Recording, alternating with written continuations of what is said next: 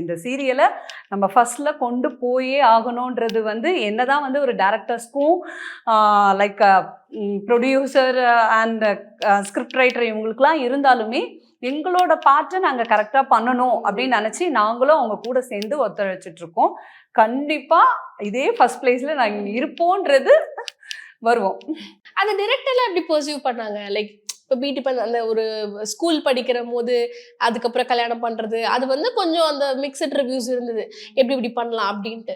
But வந்து அதுக்கப்புறம் அதை கோப்பப் பண்ணி நிறைய மக்கள் அதை மறந்து இதை பார்க்க ஆரம்பிச்சிட்டாங்க. லைக் ஆமா அது இருந்தது, பட் இது வேற ட்ராக்ல வந்துருச்சு இந்த சீரியல். இது அந்த மாதிரி நம்ம நினைச்ச மாதிரி இல்லை, வேற ட்ராக்ல வந்துருச்சு அப்படின்னு ஒண்ணு இருக்குல்ல. அது எப்படி ஃபீல் ஆச்சு? அஸ் அ ஹோல் டீமா நீங்க அந்த வளர்ச்சியை பார்த்திருப்பீங்கல்ல. இப்போ எதுவுமே உங்களை பத்தி பேசினாலோ இல்ல என்னை பத்தி பேசினாலோ யாருமே பார்க்க மாட்டாங்க. அடுத்தவன் புருஷனுக்கு ஆசைப்பட்டா இல்ல அடுத்தவன் வாழ்க்கைக்குள்ள பூந்து ஏதாவது கெடுதல் பண்ணா இததான் வந்து மக்கள் விரும்புறாங்க. ஸோ இது வந்து தப்புன்னு சொல்ல முடியாது. அவங்களுக்கு அது பிடிச்சிருக்கு, மக்களுக்கு வந்து அது பிடிச்சிருக்கு. ஏதோ நெகட்டிவாவோ பாசிட்டிவாவோ ஏதோ ஒரு வகையில பிடிச்சிருக்கிறதுனால அந்த கதைக்களம் அப்படி அமைஞ்சதும் மக்கள் அதை ஏத்துக்கிட்டாங்கன்னு சொன்னதுனால அந்த மாதிரியே எங்களோட டிராவல் வந்து கொண்டு போக ஆரம்பிச்சிருக்காங்க.